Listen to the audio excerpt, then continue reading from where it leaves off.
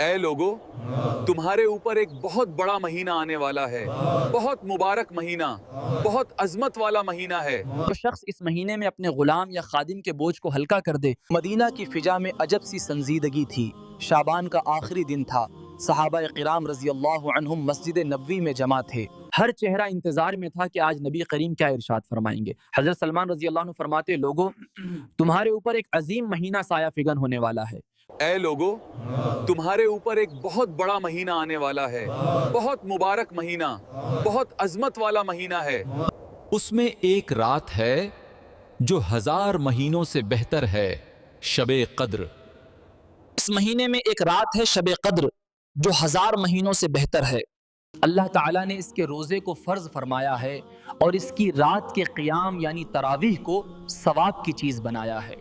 جو شخص اس مہینے میں کسی نیکی کے ذریعے اللہ کا قرب حاصل کرے وہ ایسا ہے جیسے غیر رمضان میں کوئی فرض ادا کیا ہے، اور جو شخص اس مہینے میں ایک فرض ادا کرے وہ ایسا ہے جیسے غیر رمضان میں 70 فرض ادا کیے۔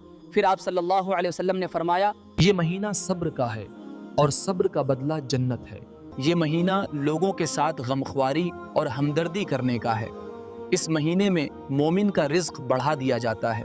جو شخص کسی روزے دار کو افطار کرائے اس کے لیے گناہوں کی معافی اور آگ سے نجات کا ذریعہ ہوگا اور اسے روزے دار کے برابر ثواب ملے گا، جبکہ روزے دار کے ثواب میں کوئی کمی نہیں کی جائے گی۔ صحابہ نے عرض کیا، یا رسول اللہ، ہم میں سے ہر شخص اتنی گنجائش نہیں رکھتا کہ روزے دار کو افطار کرا سکے۔ آپ صلی اللہ علیہ وسلم نے فرمایا، یہ ثواب پیٹ بھر کھلانے پر موقوف نہیں ہے، اللہ تعالیٰ ایک کھجور سے افطار کرانے پر یا ایک گھونٹ پانی پلانے پر یا ایک گھونٹ دودھ پلانے پر بھی یہ ثواب عطا فرما دیتے ہیں۔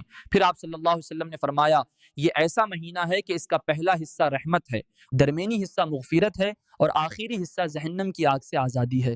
یعنی پہلے 10 دن اللہ کی رحمت برستی ہے، دوسرے 10 دن گناہ معاف ہوتے ہیں، آخری 10 دن جہنم سے چھٹکارا پاتا ہے۔ جو شخص اس مہینے میں اپنے غلام یا خادم کے بوجھ کو ہلکا کر دے، اللہ تعالیٰ اس کی مغفرت فرما دیں گے اور اسے آگ سے آزاد فرما دیں گے۔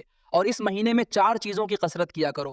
2 چیزیں ایسی ہیں جن سے تم اپنے رب کو راضی کرو گے اور 2 چیزیں ایسی ہیں جن کے بغیر تمہارا گزارا نہیں۔ پہلی 2 چیزیں کلمہ طیبہ لا الہ الا اللہ کی کثرت اور استغفار کی کثرت، اور باقی 2 چیزیں جنت کی طلب کرنا اور جہنم سے پناہ مانگنا۔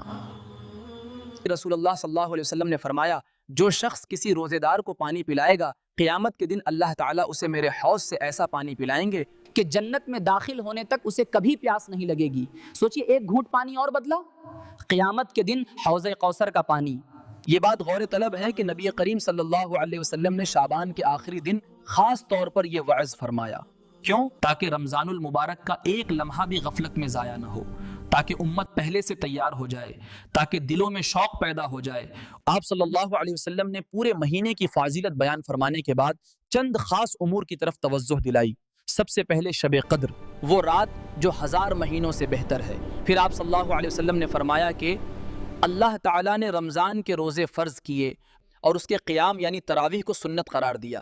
یہاں ایک اہم نقطہ سمجھنے کا ہے، تراویح کا حکم خود اللہ سبحانہ و تعالیٰ کی طرف سے ہے، اور جن روایتوں میں نبی کریم صلی اللہ علیہ وسلم نے فرمایا کہ میں نے اس کو سنت کیا، تو اس کا مطلب یہ ہے کہ آپ صلی اللہ علیہ وسلم اس کی بہت زیادہ تاکید فرماتے تھے۔ حضرت مولانا شاہ عبد الحق محدث دہلوی رحمۃ اللہ علیہ نے اپنی کتاب ما ثبت بالسنہ میں کچھ کتاب فقہ سے نقل کیا ہے کہ اگر کسی شہر کے لوگ تراویح چھوڑ دیں تو امام کو چاہیے کہ ان سے اس معاملے میں مقابلہ کرے۔